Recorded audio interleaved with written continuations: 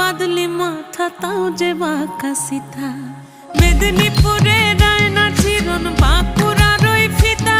আর যতন করে বাঁধলি মাথা তাও যে বাঁকা সিথা পেছ পাড়িয়া রাজগো